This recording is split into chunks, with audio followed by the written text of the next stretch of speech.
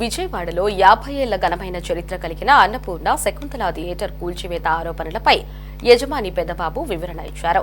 థియేటర్పై తమపై తన కొడుకు శ్రీరామ్ చేస్తున్న ఆరోపణల్లో నిజం లేదన్నారు.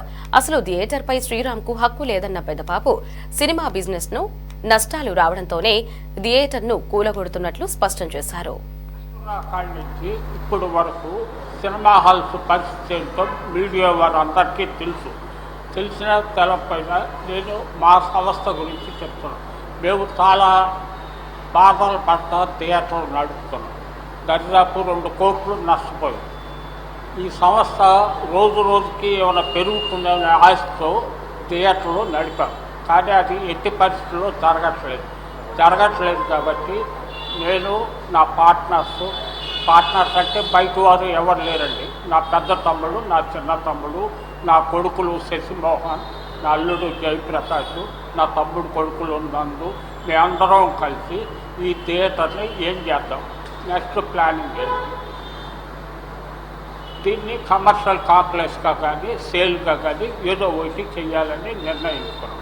దానికి ప్లాన్ అప్లై చేయాలన్నా ఏదన్నా చేయాలన్నా థియేటర్లో డిస్మాంటిల్ చేయాలంటే సరే ఒకరోజు మంచి రోజు చూసుకుని మేమందరం అంగీకారంతో థియేటర్ కొద్దిగా పగలగొట్టినాక 3 టౌన్లో కూడా వెళ్ళి నేను చెప్పాను, సార్ మేమే చేస్తున్నాం అంటే ఆయన ఏమన్నారంటే అందరికీ ఇన్ఫార్మ్ చేయాలండి. నేను కరెంటు డిస్కనెక్ట్ చేసి జాయింట్ కలెక్టర్ గారికి పర్మిషను, మున్సిపల్ కమిషనర్ గారికి, సిపి గారికి అందరికీ ఇన్ఫార్మ్ చేస్తున్నానండి.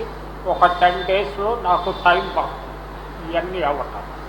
ఈ లోపల నా కుటుంబంలో వ్యక్తి అరుసుమిల్లి శ్రీరామ్ అనే అతను నా కొడుకు. అతనికి తెలవక ఎందుకు మీడియా వారు నా హాల్కి పాల్గొచ్చినప్పుడు వచ్చారు. వారందరికీ చెప్పారు పరిస్థితి. నేను వెళ్ళిపోగానే ఆయన ఇంకొక రకంగా చెప్తున్నాడు, మీరు అదే స్ట్రీమ్ చేస్తున్నారు. ఏమంటే ఆయన చెప్పే పేరు అరుసుమిల్లి శశిమోహన్, ఈయన అరుసుమిల్లి నందు, అరుసుమిల్లి పవన్ కుమార్, మా అల్లుడు గోర్ల జయప్రకాష్. ఏమంటే వీళ్ళందరూ వ్యక్తులు ఉన్నారు.